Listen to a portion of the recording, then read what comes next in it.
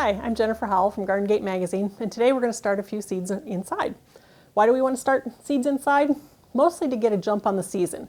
We'll be able to plant a more mature plant, transplant it into the ground at about the same time you would normally start with seeds. So you're going to have a crop a little bit sooner, or flowers a little bit sooner than if you just direct sowed the seed right into the ground. So, but it's pretty simple. All you need is seed, soil, a container, and a light source. And those don't have to be fancy, and we're going to talk about that a little bit. Let's talk about seed first. I've got some tomato seeds here. On the back side of the package, you'll see a little notation about whether it can be planted inside or not. Some plants don't like to be planted out, or seeds don't like to be planted inside first because they don't transplant well. But tomatoes and a number of other things are just fine. And it'll tell you, like this one says 6 to 8 weeks before the last frost. So you'll figure out when your last frost is, count back 6 to 8 weeks, and then you have a target time to start your seeds inside. So you'll need some good soil, and I would use a germination mix rather than, never use garden soil. That's too dense, holds too much moisture, and you'll end up getting damping off, or the seeds might mold before they even sprout. So use a good coir or peat-based starting mix. It'll have some perlite, some vermiculite in it, and it'll be really fine textured, so it's easy to put little small seeds in there and be able to cover them up. You'll need a container, and that can be anything from peat pots to little paper pots like this one here.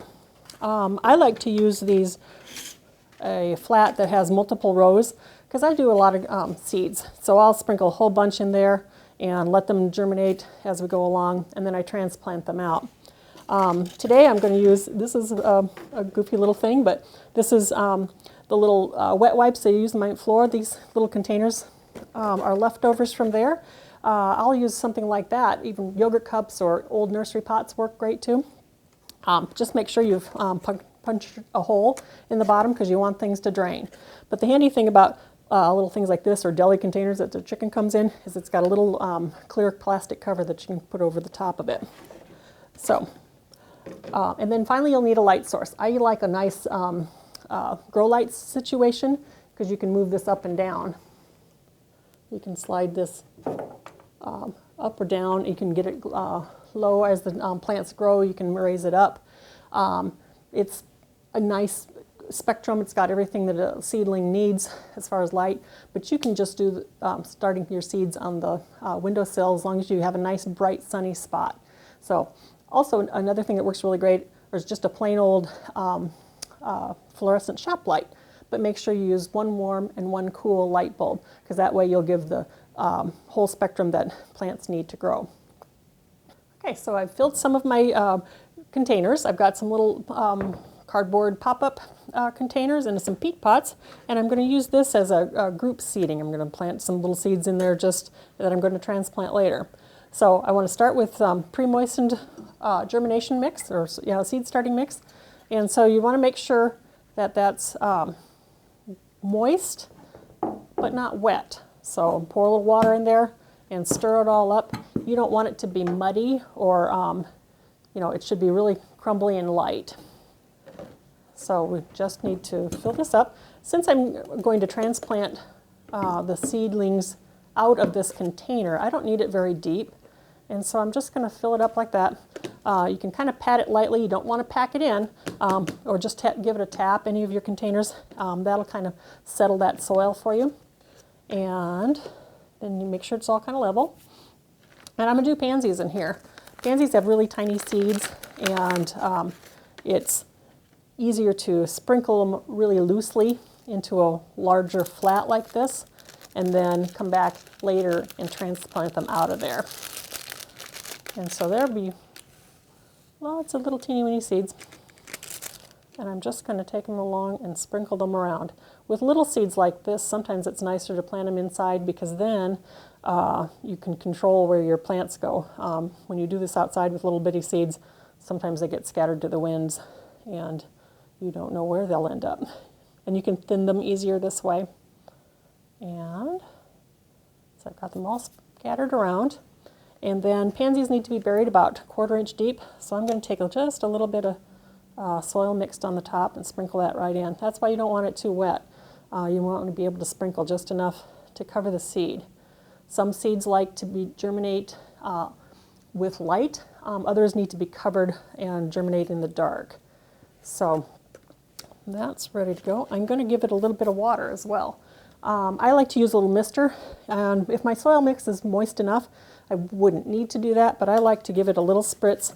That settles all that soil that I just dropped in there, and just gives, make sure all the seeds get a little bit of moisture.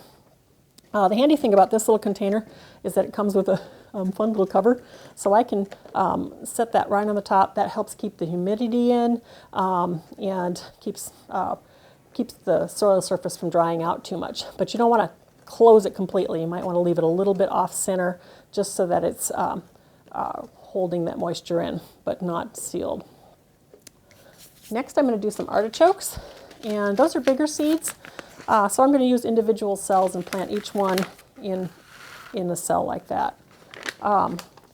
You'll want to make sure that you read the back of your package, seed packages. Sometimes, especially with the bigger seeds, you might need to do something like scratch the surface or soak them overnight to soften that seed coat so that, they will be able to germinate.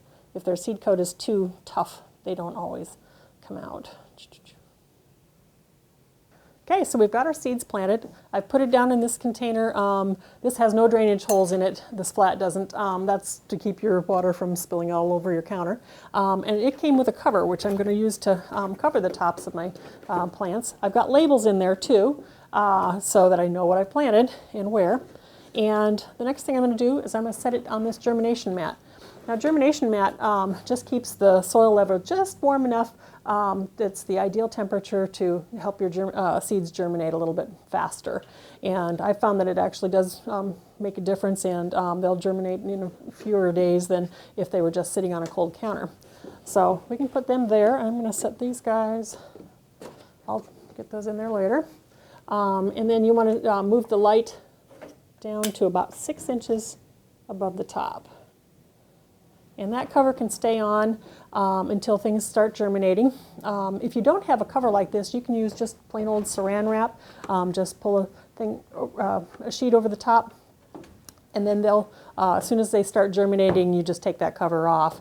And then as soon as you get the first germinate, the seeds first pop up, you'll want to take that heat mat off. They don't need it after that, so you can just let them be on a regular counter, or either just shut it off or remove that. And then they'll start as soon as you see them with about the first set of new leaves. If you've got them planted in something like this and you want to move them, transplant them, wait till they get that first set of leaves, or maybe 2 sets of real leaves, not just those little germination leaves. And then you can go ahead and transplant them into bigger cells like you've got here. So those are just the basics of seed starting indoors. For more information, go to our website, gardengatemagazine.com, and search Starting Seeds Indoors, and you'll find a really great in-depth article with good tips and everything you need to know about starting seeds indoors. Thanks for watching.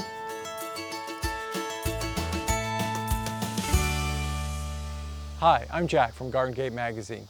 I hope you enjoyed our video. Be sure to check out our YouTube channel and press the bell to get notified each time we upload a new video. You'll get content with useful gardening tips, design ideas, and how-to help for all levels of gardeners. I especially enjoy the garden tours and talks with fellow gardeners across the country.